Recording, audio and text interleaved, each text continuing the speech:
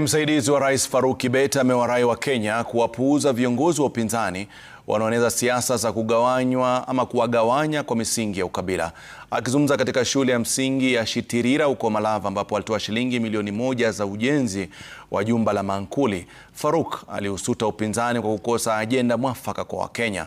Mbunge wa Malava David Ndakwa akitaja jamii pana ya Mulembe kuunga mkono utawala wa Rais William Ruto.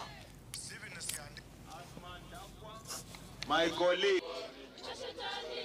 Mwashitira njoni haraka. Hii serikali vile mimi nimechunguza, nimepima, ni ya kusema na kutenda.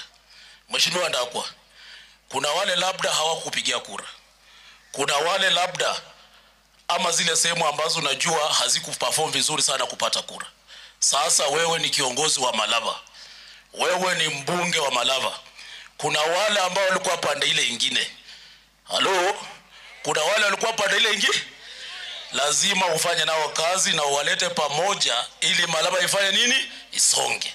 Kwa hivyo mimi naomba viongozi wenye wako kwa kiti wanatoka Mlembe Nation, tuache selfish interest, tuonyeshe wananchi mwelekeo ni kupaki kwa serikali because tuko karibu kwa uongozi wa hii nchi, na hapo ndio mtajua kwamba mkishikana you have the negotiating power kwa table mkienda kutafuta uongozi.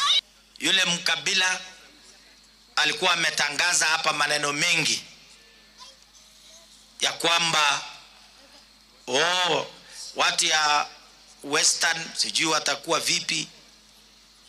Watu ya Western si wajinga, wanajua mali wako na mali wanaenda, na njia ya Western inaanza hapa Malava.